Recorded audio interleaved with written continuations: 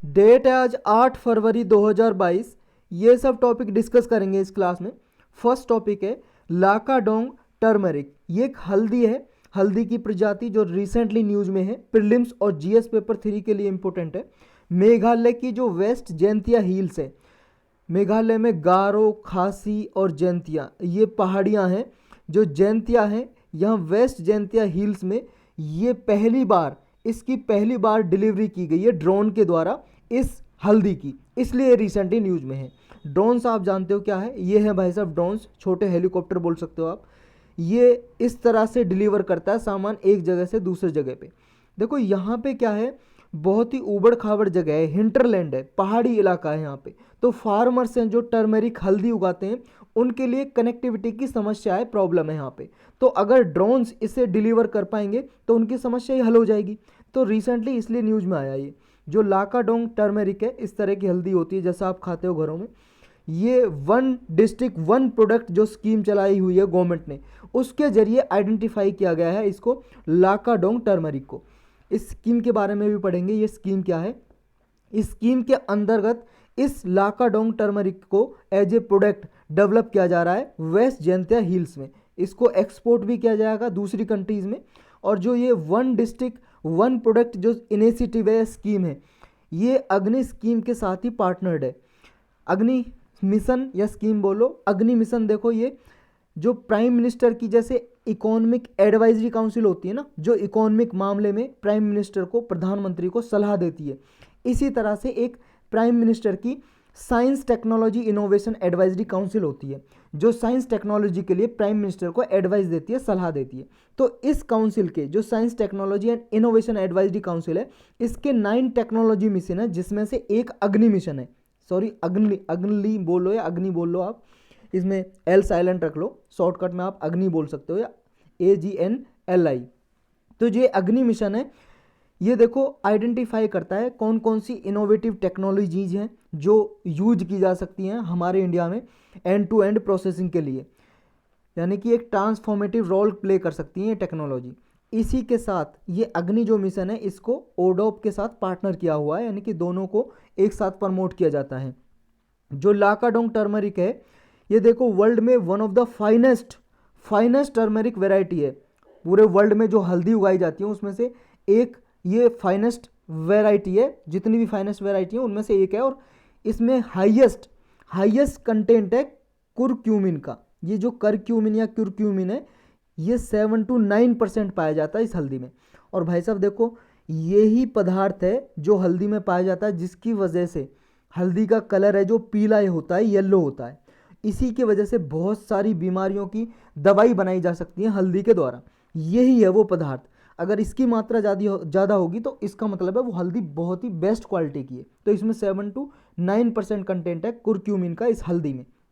और मेघालय ने देखो इसका ज्योग्राफिकल इंडिकेशन टैग लेने के लिए भी अप्लाई कर रखा है लाकाडोंग टर्मरिक का। ये ज्योग्राफिकल इंडिकेशन टैग क्या है? GI tag. देखो बहुत बार हम पढ़ चुके हैं, ये एक ऐसा सर्टिफिकेट होता है कि जैसे मान लो रीजन को मिलता है, ये एक सिंगल आदमी को नहीं मिलता है, रीजन को। जैसे ये एरिया है, रीजन है, इस एरिया में कोई क्वालिटी का प्रोडक्ट होता है अच्छी क्वालिटी का, तो उसको GI टैग दे दिया जाता है।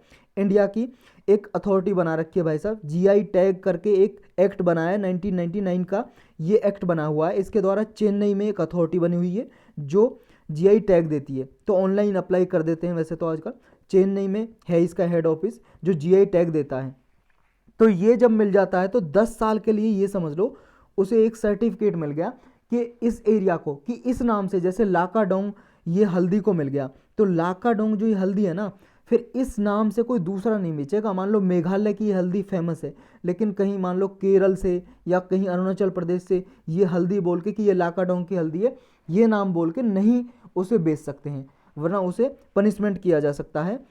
तो ये 10 साल के लिए मिलता है, लेकिन आगे इसे और 10 साल के लिए भी एक्सटेंड किया जा सकता है दोबारा से एप्लीकेशन देके।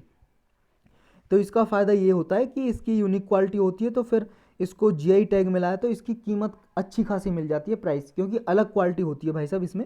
और जो हमारे इंडिया में सबसे पहले GI टैग मिला था, वो मिला था लगभग 2004 में, 2004 में मिला था। दार्जिलिंग की टी है, चाय, दार्जिलिंग है ना जो आपका वेस्ट बंगाल में, दार्जिलिंग की टी को मिला था, चाय को। ये इंडिया में जो टर्मरिक का प्रोडक्शन होता है वो वर्ल्ड का 78% प्रोडक्शन इंडिया में होता है। पूरे वर्ल्ड में सबसे ज़्यादा हल्दी कहाँ पे उगाई जाती है? इंडिया में, 78%। जो one district one product scheme है, ये स्कीम किसके अंदर ये इम्प्लीमेंट की जा रही है? देखो ये आपको याद रखना है, ministry of commerce and industry है। इस मिनिस्ट्री के अंदर ये डिपार्टमेंट है, DPIIT, department for promotion of industry and internal trade. इस मंत्रालय के अंदर, इस डिपार्टमेंट के अंदर ये स्कीम आती है। ये स्कीम का टारगेट, एम, लक्ष्य क्या है? इसका लक्ष्य ये है कि हर एक डिस्ट्रिक्ट में, हमारे इंडिया में कम से कम एक डिस्ट्रिक्ट में एक प्रोडक्ट ऐसा हो जो उस डिस्ट्रिक्ट की क्वालिटी को डिफाइन करता हो, मतलब उस प्रोडक्ट के द्वारा उस डिस्ट्रिक्ट की पहचान बने और वहाँ से कम एक डिस्ट्रिक्ट से एक प्रोडक्ट को प्रमोट किया जाए और उसे एक्सपोर्ट भी किया जाए। इसी तरह की स्कीम है, यानी कि जिस डिस्ट्रिक्ट में मान लो कोई डिस्ट्रिक्ट में कोई अच्छे क्वालिटी का गेहूं होता है, अच्छी क्वालिटी के चावल होते हैं, अच्छी क्वालिटी का कोई प्रोडक्ट बनता है, उसको प्रमोट किया जाए इस स्कीम के अंदर।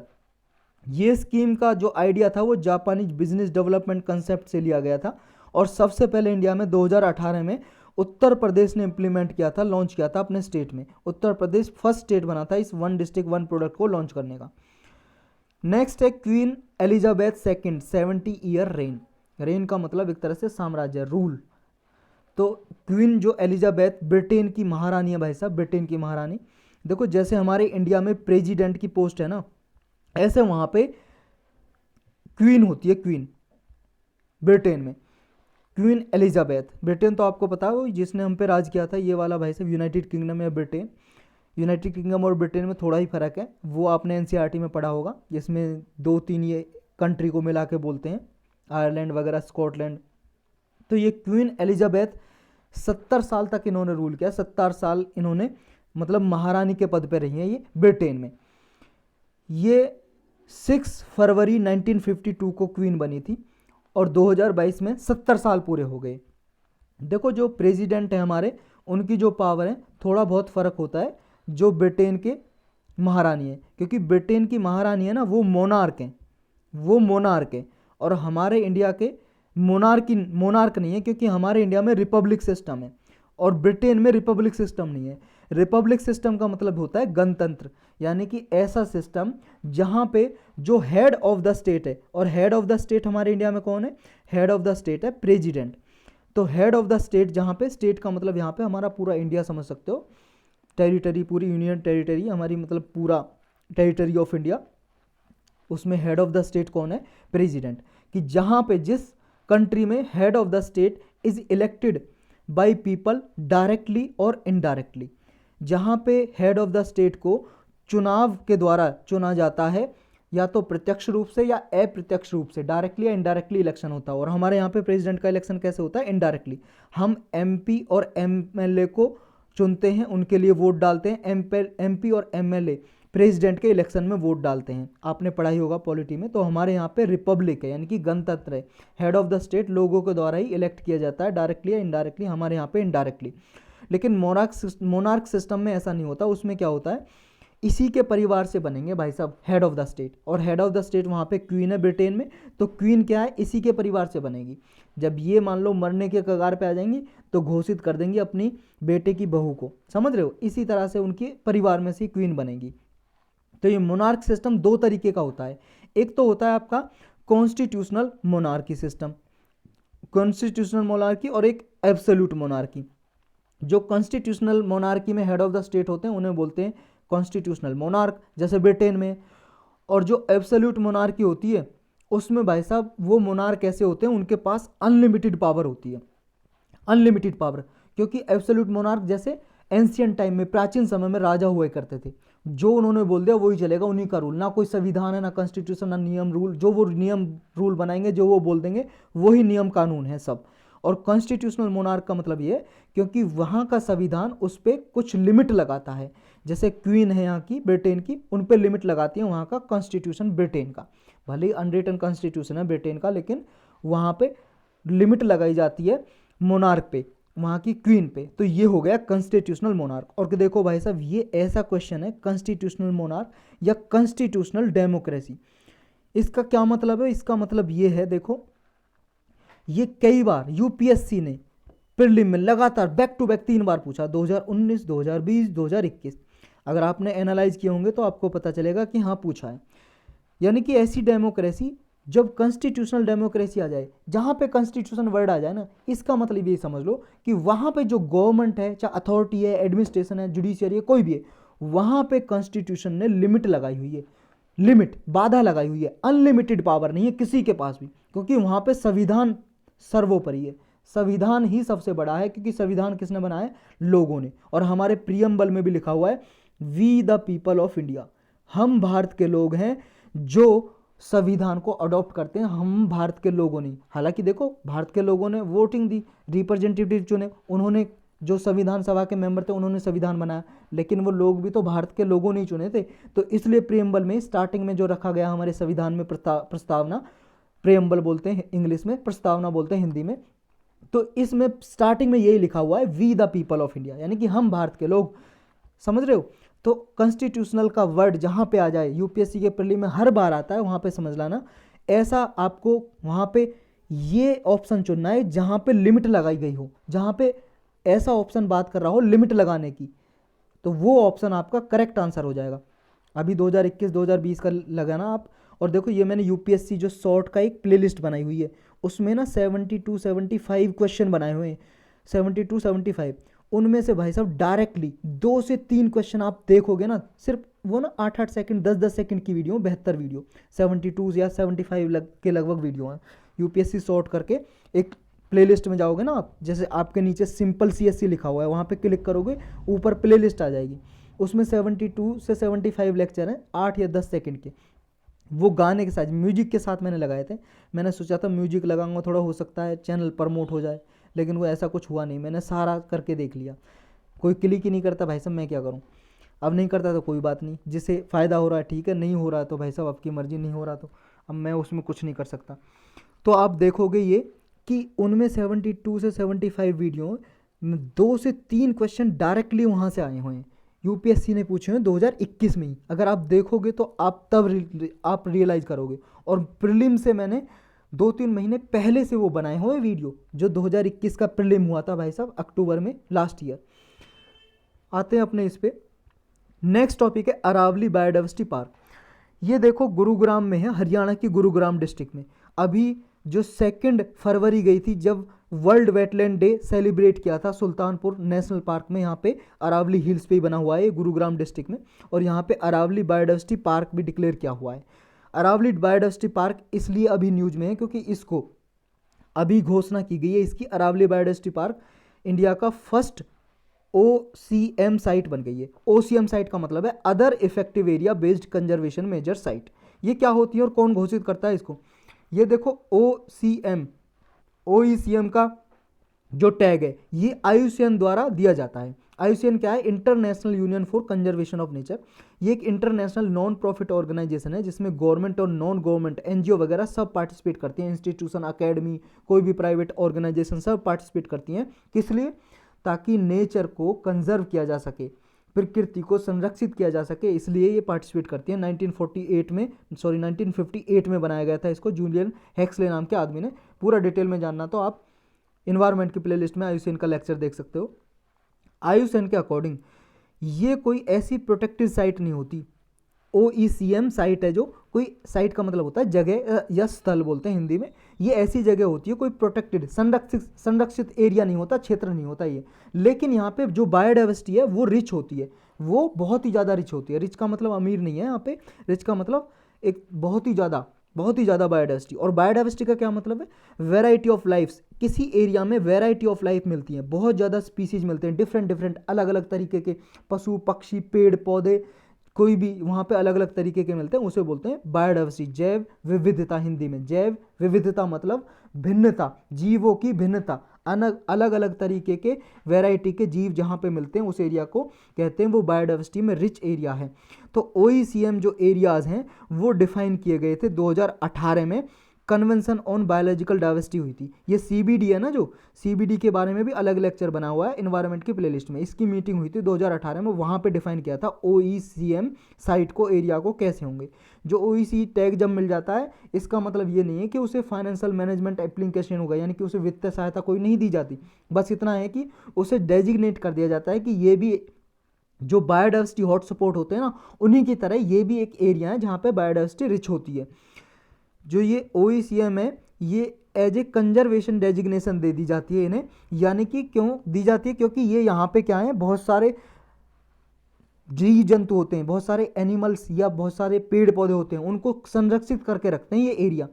क्योंकि ये प्रोटेक्टेड एरिया तो होते नहीं है, संरक्षित क्षेत्र ऐसे डिक्लेयर किया नहीं है गवर्नमेंट ने, प्रोटेक्टेड एरिया से बाहर होते हैं ये, और फिर भी ये बायोडाइवर्सिटी को इन सिटू कंजर्वेशन में प्रोटेक्ट करके रखते हैं। इन सिटू कंजर्वेशन का मतलब होता है कि अगर मान लो यहाँ पे कोई जंगली जानवर शेर पाया जाता है, लायन, और यहीं पे उसे संरक्षित करके रखा जा रहा है इसी जंगल में, तो उसे बोलेंगे इन सिटू कंजर्वेशन।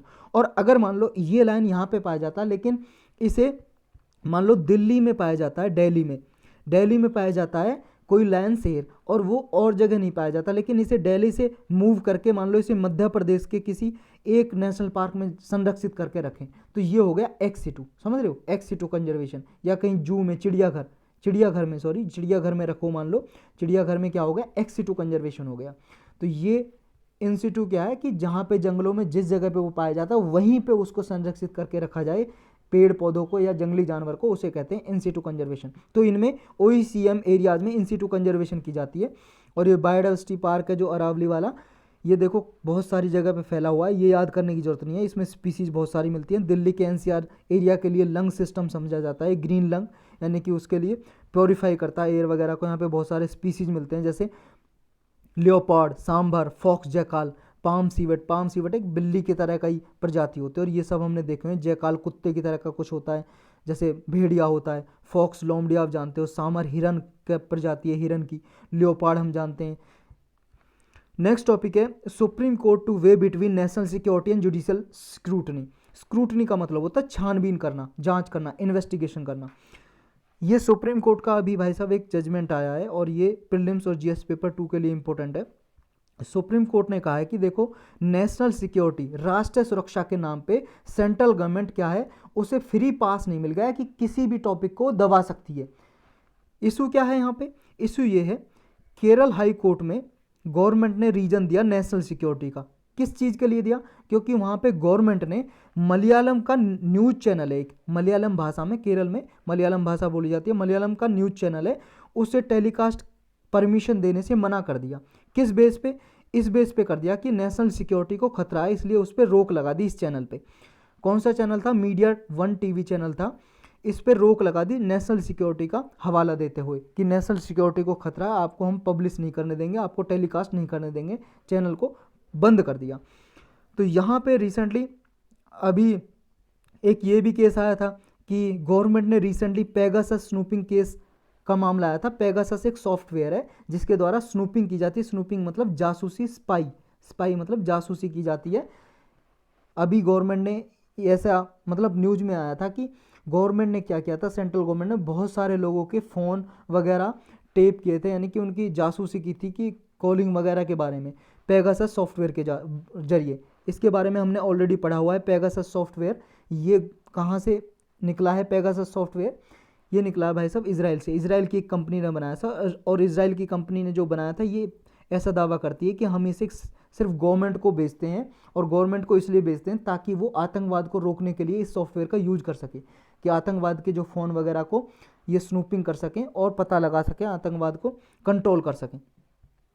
तो ये पेगासस का मामला भी चला था, तब भी सुप्रीम कोर्ट ने कहा था कि सेंट्रल गवर्नमेंट क्या है, सिर्फ ये उसे फ्री पास नहीं मिल गया है कि वो नेशनल सिक्योरिटी का हवाला देते हुए कुछ भी कर सकती है, किसी के बारे में भी, किसी की आवाज़ दबा सकती है, या जो फंडामेंटल राइट है उसका उल्लंघन किया जा सकता है। क्योंकि देखो ये क्या है, ये जो TV चैनल की अभी परमिशन नहीं दी टेलीकास्ट करने की, आर्टिकल 19 में भाई साहब मीडिया को भी ये एक तरह से इम्प्लिसिट राइट है मीडिया का, freedom of speech and expression का, जो आर्टिकल 19 में दिया हुआ है हमारे संविधान में। तो वहीं से ये मीडिया भी राइट लेती है, अधिकार लेती है कि उसका अधिकार है कि वो जो चाहे पब्लिश कर सकती है, बस ये हो कि आर्टिकल 19 में जो रेस्ट्रिक्शन लगी हुई हैं, आर्टिकल 19 क्लास 2 में, वो उन रेस्ट्रिक्शन को उल्लंघन ना करें, वरना इस पर रेस्ट्रिक्शन लगाई जा सकती है और रोक लगाई जा सकती है। उसमें आर्टिकल 19(2) में आप एक बार कॉन्स्टिट्यूशन खोल के अपना, या आपने कॉन्स्टिट्यूशन ऑफ इंडिया की ऐप प्ले स्टोर से डाउनलोड की हुई है अपने मोबाइल में, वहाँ पे जाके आर्टिकल 19 क्लाउज 2 देखो कि कौन कौन सी रेस्ट्रिक्शन लगाई हुई हैं, वो आपको याद होनी चाहिए। कुछ इस तरह की हैं: sovereignty, integrity, decency, morality, contempt of court, friendly relation with foreign nation, ये सिक्योरिटी, इंटीग्रिटी, ये हैं जो ये रेस्ट्रिक्शन आपको याद होनी चाहिए लिखने के लिए भी, और आपको प्रीलिम्स में भी ये पूछी जा सकती हैं। अब एक कंसेप्ट आता है judicial restaurant versus judicial activism. ये क्या है? देखो, वैसे तो स्पेशल लेक्चर में हमने पढ़े हुए हैं ये पहले, पॉलिटी की प्लेलिस्ट में आप देख सकते हो लेक्चर, शॉर्टकट में हम डिस्कस करेंगे। जुडिशियल एक्टिविज्म का मतलब है कि जब मान लो कोई लॉ बनाना जरूरी है लेकिन पार्लियामेंट वगैरह गवर्नमेंट कोई लॉ नहीं बना पा रही है, तो उस केस में क्या है, जुडिशियरी आर्टिकल 142 का यूज करके, आर्टिकल 142 का यूज करके सुप्रीम कोर्ट को इसमें पावर मिली हुई है कि वो कंप्लीट जस्टिस प्रोवाइड कर सकता है सोसाइटी के लिए, सोसाइटी के वेलफेयर के लिए कंप्लीट जस्टिस अंडर आर्टिकल 142। तो ये हो गया जुडिशियल एक्टिविज्म। जब गवर्नमेंट लॉ नहीं बना रही है तो उस केस में लोगों की भलाई के लिए डायरेक्शन दे सकता है सुप्रीम कोर्ट। जैसे दिल्ली में देखो 2010 में बहुत ज़्यादा पॉल्यूशन बढ़ रहा था, अब भी बढ़ रहा है, लेकिन 2010 में क्या किया, सुप्रीम कोर्ट ने डायरेक्शन दी दिल्ली गवर्नमेंट को कि भाई साहब आप क्या करो कि यहाँ पे सीएनजी बस चलाओ जिनकी वजह से पॉल्यूशन कम हो जाएगा। तो जो जितनी भी पब्लिक ट्रांसपोर्टेशन सिस्टम में बसेस चलती हैं दिल्ली में, तो सीएनजी बसेस चलती हैं आजकल 2010 से। तो इसी तरह से रेस्ट्रेन और एक्टिविज्म, इन दोनों में क्या फ़र्क है ये जानेंगे हम, जुडिशियल रेस्ट्रेन और जुडिशियल एक्टिविज्म। देखो, जुडिशियल रेस्ट्रेन का मतलब ये है, रिस्ट्रेन का मतलब होता है रोकना, बाधा लगाना। ये है कि जो हमारे कॉन्स्टिट्यूशनल में ओरिजिनल इंटेंट है, हमारे कॉन्स्टिट्यूशन की संविधान में दिया हुआ है, तो उससे बाहर ना जाए, कि संविधान के दायरे में ही कोई चीज़ करे गवर्नमेंट या जुडिशरी, समझ रहे हो। लेकिन जुडिशियल एक्टिविज्म का मतलब है ये समझता है कि जो फ्रेमर थे, फ्रेमर का मतलब है यहाँ पे जो कॉन्स्टिट्यूशन बनाने वाले, कॉन्स्टिट्यूशन मेकर, कॉन्स्टिट्यूशन संविधान बनाने वाले आदमी जिन्होंने बनाई थी संविधान सभा के मेंबर सदस्य, उनकी ओरिजिनल इंटेंट क्या थी। इंटेंट मतलब उनकी इच्छा क्या थी, क्या उनकी ये थी कि इंटेंट की, वो क्या इंटेंशन लेके उन्होंने संविधान में ये प्रोविजन जोड़ी थी। मान लो कोई सा आर्टिकल जोड़ा था कि उसकी इंटेंट क्या थी जोड़ने की, तो उसको भी इंटरप्रेट किया जा सकता है सुप्रीम कोर्ट के जरिए। तो यानी कि हमारे संविधान में जो नहीं लिखा हुआ वो भी इंटरप्रेट करके ये डायरेक्शन दे सकता है सुप्रीम कोर्ट जुडिशियल एक्टिविज्म में। सेकंड है जुडिशियल रेस्ट्रेंट का मतलब है कि ये क्या है, लेजिस्लेटर जो संविधान में लिखा हुआ उसके अकॉर्डिंग लॉ बना सकते हैं। लेकिन ये जुडिशियल एक्टिविज्म का मतलब है लिविंग कॉन्स्टिट्यूशन, यानी कि ओवर द टाइम चेंज किया जा सकता है उसमें संशोधन करके। नेक्स्ट, जुडिशियल रेस्ट्रेंट का मतलब है कि वो रेस्पेक्टफुल ऑफ प्रेसिडेंट, जो पहले डिसीजन लिए जा चुके हैं उनका रेस्पेक्ट किया जाएगा। और इस एक्टिविज्म का मतलब है, जुडिशियल एक्टिविज्म, ये है एक्टिव एक्शन नेसेसरी। मान लो जिस टाइम पे जो सिचुएशन हो रही है, जो सिचुएशन आ रही है, उस स्थिति सिचुएशन के हिसाब से डिसीजन लिया जा सकता है। रेस्ट्रेंट का मतलब है कि ये क्या है, अमेंडमेंट प्रोसेस सिर्फ कॉन्स्टिट्यूशन के हिसाब से किया जा सकता है, उसी के हिसाब से चेंज किया जा सकता है। लेकिन जुडिशियल एक्टिविज्म का मतलब है जो कॉन्स्टिट्यूशन में नहीं भी है, इंटरप्रेट करके उसका अर्थ निकाल के और लॉज को एनलार्ज करके इसमें इन्वॉल्वमेंट हो सकता है, यानी कि कॉन्स्टिट्यूशन में जो नहीं है, वो प्रोसीजर नहीं है, उसको भी इंटरप्रेट करके जोड़ा जा सकता है। तो ये है एक्टिविज्म और रेस्ट्रेंट का मतलब। नेक्स्ट टॉपिक है प्रधानमंत्री मातृ वंदन योजना, जीएस पेपर 2 और प्रीलिम्स के लिए इंपॉर्टेंट है। देखो, ये अभी रिसेंटली इसलिए न्यूज में है क्योंकि गवर्नमेंट ने ये क्लैरिफाई किया है कि ये स्कीम के अंदर प्रधानमंत्री मातृ वंदन योजना PMMVY, ये PMV, MV पढ़ेंगे शॉर्टकट में हम इसको, PMV पढ़ेंगे, ठीक है, बहुत लंबा नाम हो जाएगा, बार बार बोलने में थोड़ा कंफर्टेबल नहीं होगा। जो PMV स्कीम है, गवर्नमेंट ने कहा कि इसमें ये मैंडेटरी नहीं है, मैंडेटरी का मतलब है कंपलसरी, अनिवार्य नहीं है कि हस्बैंड का आधार कार्ड उसे देना ही पड़े किसी महिला को इसका बेनिफिट उठाने के लिए। ये स्कीम मदर्स के लिए है, मदर्स, तो सिंगल मदर भी क्या है इसमें इंक्लूड है, और अबंडेंट मदर भी। यानी कि जो सिंगल मदर है भाई साहब, आजकल ऐसा हो जाता है कि शादी ना भी करो ना, तो लड़का या लड़की शादी ना करो तो भी वो अपना बच्चा लैब में पैदा करवा सकते हैं, या वो सैरोगेसी के जरिए पैदा करवा सकते हैं। समझ रहे हो, ये ऑलरेडी हमने पढ़े हुए हैं सैरोगेसी के द्वारा। तो सिंगल मदर भी है, जैसे सिंगल मदर का एग्जांपल, जैसे भाई साहब आप जितेंद्र को जानते हो, फेमस हीरो जितेंद्र के बच्चे हैं जो एकता कपूर है, और कौन है, अरे वो क्या नाम है उसका, उसके लड़के का नाम है जो तुषार कपूर, हाँ तुषार कपूर और एकता कपूर, ये दोनों ने शादी नहीं की है। ये भाई साहब दोनों भाई बहन हैं, और ये भी सिंगल है, ये भी सिंगल है। इन्होंने लेकिन अपने बच्चे, सिंगल पेरेंट है दोनों, जिन्होंने शादी नहीं की सिंगल पेरेंट है, इन्होंने अपने बच्चे पैदा कराए साइंटिफिक मेथड के द्वारा। और जैसे आप ले सकते हो एग्जांपल, जैसे वैसे उनकी तो शादी हो चुकी है, जैसे शाहरुख खान है भाई साहब, उसने सैरोगेसी से बच्चे पैदा कराए साइंटिफिक मेथड से, एक लड़का उनका है। तो इसी तरह के सिंगल मदर है कोई, या अबंडेंट मदर है, उनके लिए भी ये बेनिफिट है इस स्कीम में, पमवी स्कीम में। क्या क्या बेनिफिट है इसमें, और देखो ये याद रखना है कि ये मैंडेटरी नहीं है, कंपलसरी नहीं है कि महिला को इस स्कीम का बेनिफिट लेने के लिए, फ़ायदा लेने के लिए हस्बैंड का आधार कार्ड देना पड़ेगा, नहीं, ज़रूरी नहीं है, नहीं देना पड़ेगा। ये पमवी स्कीम मैटरनिटी बेनिफिट प्रोग्राम है, यानी कि जो माताएं हैं उनकी लाभ के लिए, उनके फ़ायदे के लिए एक प्रोग्राम है। और इसको नेशनल फूड सिक्योरिटी एक्ट है 2013 का, उसके अकॉर्डिंग इसे सारी डिस्ट्रिक्ट में, हमारे कंट्री की सारी डिस्ट्रिक्ट में लागू किया जा रहा है, इंप्लीमेंट किया जा रहा है। इसके जरिए क्या डायरेक्ट बेनिफिट ट्रांसफ़र किया जाता है, कैश में फ़ायदा दिया जाता है, रकम दी जाती है कुछ उस महिला को जो प्रेग्नेंट है या लैक्टेटिंग मदर है। ये स्कीम अनाउंस की थी 31 दिसंबर 2016 को, और ये हर एक डिस्ट्रिक्ट में 1 जनवरी 2017 से इंप्लीमेंट की जा रही है। इसमें जो बेनिफिशियरी होते हैं, यानी कि जिनको लाभ मिलता है, वो इसमें सारी प्रेग्नेंट वूमन होती हैं। जो भी प्रेग्नेंट वूमन है, गर्भवती महिला है, या लैक्टेटिंग मदर वो हैं जिन्होंने अपने बच्चे को जन्म दे दिया और अपनी बच्चे को दूध पिलाती हैं, उन महिलाओं को बोलते हैं लैक्टेटिंग मदर्स। तो ये सारी कवर हैं, लेकिन हाँ वो महिलाएं कवर नहीं है जो सेंट्रल गवर्नमेंट में कोई एम्प्लॉयमेंट है, यानी कि सरकारी जॉब में, सेंट्रल या स्टेट गवर्नमेंट में सरकारी जॉब करती हैं, या PSU में जॉब करती हैं, या ऐसे कोई अदर स्कीम है जिसमें उनको बेनिफिट मिल रहा, फ़ायदा मिल रहा है, तो उनको ये फ़ायदा नहीं दिया जाता इस स्कीम के जरिए। जो भी एलिजिबल प्रेग्नेंट वूमन है या लैक्टेटिंग मदर्स है, वो सारी मदर जो प्रेग्नेंट है 1 जनवरी या 1 जनवरी के बाद, या लैक्टेटिंग मदर है 1 जनवरी या 1 जनवरी 2017 के बाद, सबको फर्स्ट चाइल्ड के लिए दिया जाता है इसमें फ़ायदा। क्या क्या बेनिफिट दिए जाते हैं, 5,000 रुपये कैश में दिया जाता है, 3 इंस्टॉलमेंट में दिया जाता है, और इसमें देखो हर एक प्रेगनेंसी को रजिस्टर किया जाता है, और एंटीनेटल चेकिंग दी जाती है। एंटीनेटल का मतलब जब महिला प्रेग्नेंट होती है तो प्रेगनेंसी के दौरान उसका चेकअप जो होता है फ्री में किया जाता है। रजिस्ट्रेशन किया जाता है बर्थ, जब चाइल्ड हो जाता है तो, और उसे वैक्सीनेट भी किया जाता है, वैक्सीनेट के द्वारा भी रजिस्ट्रेशन किया जाता है। वैक्सीनेट जब बच्चे का जन्म होता है तो बहुत सारी वैक्सीन लगती हैं, जैसे TB की हो गई या पोलियो की हो गई, ये बहुत सारी वैक्सीन लगाई जाती हैं, वूफिंग कफ वगैरह बहुत सारी वैक्सीन है, इम्यूनाइजेशन प्रोग्राम के जरिए लगाई जाती हैं ये। और जो भी एलिजिबल बेनिफिशियरी है उसको जननी सुरक्षा योजना के थ्रू भी फ़ायदा दिया जाता है। और जननी सुरक्षा योजना और ये जो हम पढ़ रहे हैं पमवी स्कीम, इन दोनों को मिला के on an average 6,000 rupees woman को कैश में दिए जाते हैं इंस्टॉलमेंट में, 3 इंस्टॉलमेंट में। अभी सेंट्रल गवर्नमेंट ने कुछ इसमें सुधार, रिफॉर्म करने की बात कही है। सेंट्रल गवर्नमेंट ने कहा है कि अभी तक सिर्फ एक बच्चे के लिए ये फ़ायदा दिया जाता है जो पहला बच्चा पैदा होता है, लेकिन अभी से क्या है, सेकंड बच्चे के लिए भी एक्सटेंड कर दिया गया है। लेकिन सेकंड बच्चे के लिए तभी फ़ायदा दिया जाएगा तब बच्चा क्या है, गर्ल है, अगर लड़की पैदा हुई है तभी उसे फ़ायदा दिया जाएगा दूसरे बच्चे के लिए भी। ये इसलिए दिया गया ताकि प्री बर्थ सेक्स सिलेक्शन ना करा सकें, यानी कि पहले बर्थ से पहले ये पता लगा लेते हैं ना कि सेक्स क्या है, लड़का है या लड़की है, मेल है फीमेल है, तो फिर उसे भाई साहब वो करा देते हैं ना, अबॉर्शन, गर्भपात करा देते हैं। तो इससे रोगों को रोकने के लिए, डिस्करेज करने के लिए, अगर गर्ल चाइल्ड है तभी फ़ायदा दिया जाएगा। नेक्स्ट टॉपिक है चाइना पाकिस्तान इकोनॉमिक कॉरिडोर। ये प्रीलिम्स और GS पेपर 2 के लिए इंपॉर्टेंट है। ये भाई साहब कई बार पढ़ चुके हैं और स्पेशल लेक्चर भी बना हुआ है, आप पढ़ सकते हो उसे, पॉलिटी के प्लेलिस्ट में पढ़ा हुआ है।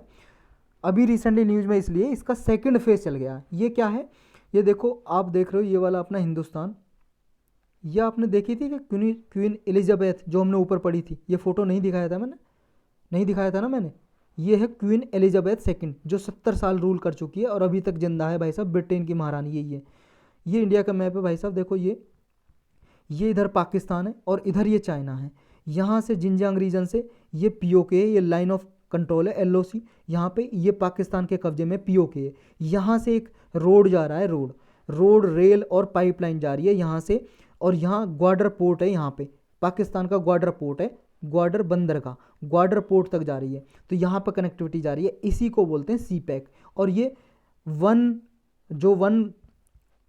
जो ना OBOR one belt one road initiative है चाइना का, जिसमें पूरे वर्ल्ड वाइड कनेक्टिविटी फैला रहा है चाइना, और अपने माल को प्रमोट करना चाहता है, अपनी जो वस्तुएं गुड्स सर्विसेज को बेचना चाहता है, पूरे वर्ल्ड को यहाँ पे कनेक्टिविटी करना चाहता है। सी के जरिए, रोड के जरिए, रेलवे के जरिए चाइना का ये one belt one road initiative है, जिसको BRI भी बोलते हैं शॉर्टकट में, ओबोर भी बोलते हैं, बेल्ट रोड इनिशिएटिव या one belt one road initiative. तो इसी का पार्ट है CPEC। तो CPEC में देखो ये वाला है रोड, रेलवे, या फिर इसे कनेक्ट किया जा रहा है पाइपलाइन के जरिए, गैस पाइपलाइन वगैरह, रोड रेलवे बनाया जा रहा है, इसके जरिए कनेक्ट किया जा रहा है। अब इसी का सेकंड फेज लॉन्च किया, फर्स्ट फेज कंप्लीट हो गया। अब इससे इंडिया को क्या परेशानी है भाई साहब? इंडिया को तो होगी, POK से जा रहा है होते हुए, और POK इंडिया का ही पार्ट है, जम्मू कश्मीर का इंटीग्रल पार्ट है। तो ये पहली बात तो चाइना की प्रेजेंस हो गई यहाँ पे, चाइना निगरानी कर सकता है, सर्वेलेंस इंडिया पे, पहली परेशानी तो ये। दूसरा, इंडिया की सॉवरेंटी को खतरा है, क्योंकि इंडिया की सॉवरेन रीजन है ये POK, और पाकिस्तान के कब्जे में, पाकिस्तान ने भाई साहब चाइना को गुजरने दिया यहाँ पे, तो चाइना की प्रेजेंस होगी। दूसरा, इसकी वजह से CPEC की वजह से पाकिस्तान का डेवलपमेंट हो सकता है। अभी तक क्या है, इंडिया ये पाकिस्तान को माल भेजता, एक्सपोर्ट करता है, यानी कि रिसीविंग एंड है अभी तक तो पाकिस्तान इंडिया के लिए। लेकिन हो सकता है जब पाकिस्तान डेवलप हो जाए तो पाकिस्तान एक्सपोर्ट करने लगे इंडिया को, और इम्पोर्टर बन जाए इंडिया, तो ये भी खतरा है। तो इतने सारे इसको नुकसान है इंडिया को इससे, इसलिए इंडिया ने ना तो इसे ज्वाइन किया, ना अपनी सहमति दी, और इसका विरोध करता है इंडिया। यही लिखा हुआ है इसमें सब जो हमने डिस्कस किया। सेकंड फेज स्टार्ट हो गया इसका, पूरा डिटेल में जानना था वहाँ पे देख सकते हो पॉलिटी की प्लेलिस्ट में। देखो भाई साहब, बार बार मैं पढ़ाऊँ आपका भी टाइम वेस्ट होगा, आपने नोट्स बनाने चाहिए। जब भी कोई टॉपिक पढ़ो आप नोट्स बनाओ, और अपने नोट्स से जितनी बार रिवाइज करोगे ना, देखो उससे फ़ायदा ये होता है, मैं बता दूं आपको, जो बहुत ज़्यादा मॉडर्न बच्चे बनते हैं ना, मॉडर्न बच्चे, थोड़ी मैं क्रिटिसाइज कर रहा हूँ मॉडर्न बच्चों को, मॉडर्न बच्चे वो जो PDF से पढ़ते हैं, PDF भी मांगते हैं, सर PDF दे दो, और सेव करके रख लेते हैं PDF में, कंप्यूटर में, लैपटॉप में, मोबाइल में। अच्छी बात है, कैरिएबल है कि आप एक मोबाइल में सेव कर ली, जहाँ भी जाओगे कुछ बुक ले जाने की जरूरत नहीं है, मोबाइल से ले जा सकते हो, लेकिन टेम्परेरी पर्पज़ के लिए ठीक है। लेकिन आप देखो बार बार इससे PDF से पढ़ोगे, मोबाइल से, लैपटॉप से, आँखें ख़राब करोगे अपनी। दूसरा क्या नुकसान है? देखो भाई साहब, दूसरा नुकसान ये है कि जो फ़ायदा आपको बुक से पढ़ने में है ना, वो फ़ायदा PDF से नहीं है। देखो बुक से आप पढ़ोगे ना, बार बार बुक से पढ़ोगे अपनी किताब से, एक तो आंखें बचेंगी आपकी, और दोबारा ये अपने बनाए हुए नोट्स जो होते हैं ना, आप रियलाइज़ करना, उनसे बहुत जल्दी याद होता है और भूलते नहीं हैं। और देखो UPSC क्या है, रट्टे मारने से ज़्यादा कुछ नहीं है। UPSC जो कहता है ना, कंसेप्ट समझो, ये समझो, वो समझो, वो सब गए बाहर में। अगर आपको नहीं है ना, रट्टा नहीं लगा हुआ है, आपने नहीं याद है, अब यही मान लो अगर CPEC के बारे में नहीं पता, वो कंसेप्ट कहाँ जाएगा बताओ, कहाँ जाएगा, किस आग में जाएगा, ये बताओ आप। आपको जब रटाई हुई नहीं है चीज़, तो क्या लिखोगे वहाँ पे, क्या लिखोगे? कुछ भी नहीं लिखोगे। कंसेप्ट भी क्या है भाई साहब, रटना ही तो है, आपको याद ही तो करना है। वो जब याद ही नहीं है तो कहाँ लिखोगे आप, कहाँ उसे रियलाइज़ करोगे? जब प्रीलिम्स के पेपर देखोगे कहोगे हाँ पढ़ा तो है, हाँ यार ये भी पढ़ा है, ये हो सकता है, 2 ऑप्शन निकाल दोगे, फिर A भी बच जाएगा। फिर कहते हैं बहुत सारे टीचर अब 50% प्रोबेबिलिटी है, और ऐसा होता है भाई साहब, गलत ही लगता है हमेशा, गलत पे ही टिक लग जाता है, और फिर हो जाता है वही काम। तो ये क्लैरिटी लाने के लिए अपनी बुक से पढ़ो। जब बार बार एक बुक से पढ़ोगे तो आपके माइंड में आपके बुक के पेजों की इमेज बन जाती है, एक पिक्चर बन जाती है, और जब रियलाइज करोगे ना, वो पिक्चर भी याद आती है आपको, पेज भी याद आता है, उस पेज पे ये था, मैंने इतनी बार रिवाइज किया है, उस पेज पे ये था। और एक ही चीज़ जब बार बार रिवाइज करोगे ना, तभी ये आएगा, वरना पढ़ते रह जाओ आप PDF से। नेक्स्ट है पाकिस्तान ऑक्युपाइड कश्मीर, POK। जो ऊपर हमने देखा था वही POK की बात हो रही है अभी न्यूज़ में, इसलिए है क्योंकि ये भाई साहब यहाँ पे जो पाकिस्तान ने अभी क्या है, 5 फरवरी को कश्मीर सॉलिडेरिटी डे ऑब्जर्व किया था पाकिस्तान ने, कश्मीर एकता दिवस। तो यहाँ पे जो POK में लोग रहते हैं ना, उसने इसकी निंदा की, कंडेम किया, कंडेम का मतलब निंदा की, बुराई की। और कश्मीर सॉलिडेरिटी डे पाकिस्तान ने ऑब्जर्व किया, और इस डे को POK के लोगों ने क्या कहा, फ्रॉड डे, क्योंकि पाकिस्तान ने POK के लोगों के साथ फ्रॉड किया है, धोखाधड़ी की है, इसलिए धोखा दिवस डिक्लेयर किया उन्होंने। क्यों किया?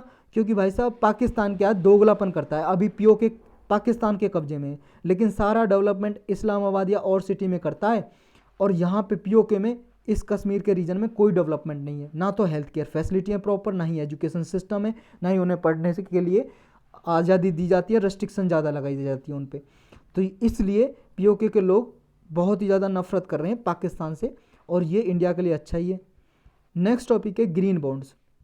प्रीलिम्स और जीएस पेपर 3 के लिए इंपॉर्टेंट है ये। भाई साहब हमारी जो फाइनेंस मिनिस्टर है निर्मला सीतारमण जी, उन्होंने इस साल का जो बजट स्पीच दिया पार्लियामेंट में, उसमें ये अनाउंस किया था, घोषणा की थी कि इंडिया ग्रीन बॉन्ड लेके आएगा। ग्रीन बॉन्ड वो हैं जो ग्रीन इंफ्रास्ट्रक्चर को प्रमोट करने के लिए, मोबिलाइज करने के लिए जारी किए जाएं। ग्रीन इंफ्रास्ट्रक्चर क्या है? हरा इंफ्रास्ट्रक्चर, हरी बिल्डिंग बनाएंगे क्या? ग्रीन इंफ्रास्ट्रक्चर का मतलब ये है भाई साहब, ऐसा कोई टेक्नोलॉजी कर लेके आएँ या ऐसा डेवलपमेंट करें जिसकी वजह से इन्वायरमेंट में पॉल्यूशन ना हो, या इन्वायरमेंट से पॉल्यूशन को एब्जॉर्व करे। जैसे मान लो रिन्यूएबल एनर्जी बनाने के लिए बिल्डिंग बनानी है भाई साहब, सोलर ऊर्जा प्रमोट करने के लिए सोलर पैनल खरीदने, और वहाँ पे एक ऐसा प्लांट बनाना जहाँ पे सोलर एनर्जी बन सके, सूर्य से बिजली बन सके और ट्रांसफ़र की जा सके हमारे इंडिया में। तो ऐसे इंफ्रास्ट्रक्चर के लिए जो बॉन्ड जारी किए, तो वो बॉन्ड क्या है? वो ग्रीन बॉन्ड है, क्योंकि ग्रीन एनर्जी के लिए है। तो ग्रीन कोई भी इंफ्रास्ट्रक्चर प्रोजेक्ट है वो सब के लिए। तो बस इतना याद रखना है। इसमें देखो ये सारा पॉज करके आप पढ़ सकते हो, ऐसा कुछ नहीं है इसमें। जो भी पब्लिक सेक्टर प्रोजेक्ट हैं या कुछ भी है जो गवर्नमेंट जारी करती है, जो ग्रीन इंफ्रास्ट्रक्चर के लिए होते हैं, उनको ही ग्रीन बॉन्ड बोलते हैं। तो ग्रीन बॉन्ड क्या है? पहले आपको बॉन्ड तो पता है ना क्या है बॉन्ड? बॉन्ड क्या है? ये कागज़ है ना, जो कागज़ है इस पर लिखा हुआ है बॉन्ड, ये बॉन्ड, समझ रहे हो? ये कोई भी कंपनी इशू कर सकती है या गवर्नमेंट इशू कर सकती है। गवर्नमेंट सिक्योरिटी लिखा है तो गवर्नमेंट सिक्योरिटी एक बॉन्ड ही होता है वो भी। इस पे बॉन्ड इसलिए बोलते हैं क्योंकि बाध्यकार, बाध्य, बॉन्ड का मतलब हिंदी में होता है बाध्य। तो बॉन्ड क्या बाध्य होता है? इस पे ये होता है, मान लो इस पे रुपीज़ लिखे होंगे, कितने रुपए का, मान लो 1000 रुपये का, और इस पे कितना ब्याज मिलेगा, इंटरेस्ट रेट वो भी लिखा होगा कि 5%, 10% इतना ब्याज मिलेगा, सब लिखा होगा। ये बॉन्ड जिस भी कंपनी का या गवर्नमेंट के साइन, अथॉरिटी के सबके साइन होंगे इस पर। और जो भी आदमी खरीदेगा वो 1000 रुपये देगा जिससे खरीदेगा।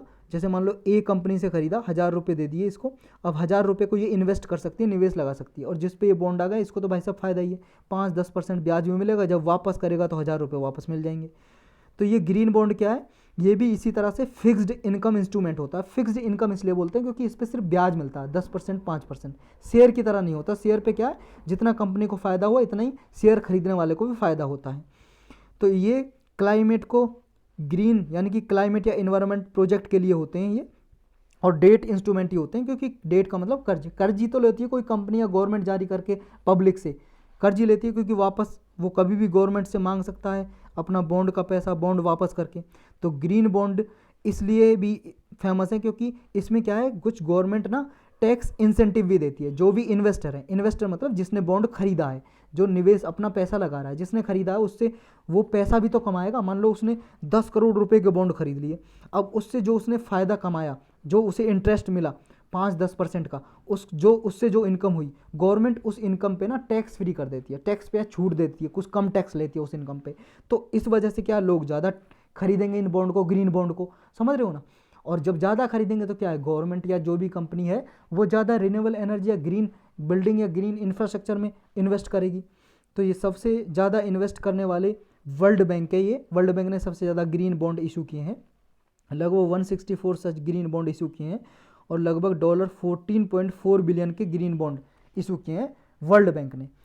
ये क्लाइमेट बॉन्ड इनिशिएटिव के हिसाब से, क्लाइमेट बॉन्ड इनिशिएटिव एक नॉन प्रॉफिट ऑर्गेनाइजेशन है भाई साहब, जो क्लाइमेट से रिलेटेड इशू वगैरह पे ये काम करती रहती है। तो इसके हिसाब से वर्ल्ड बैंक ने सबसे ज़्यादा ग्रीन बॉन्ड इशू किए हैं अब तक। तो यही थे आज के टॉपिक।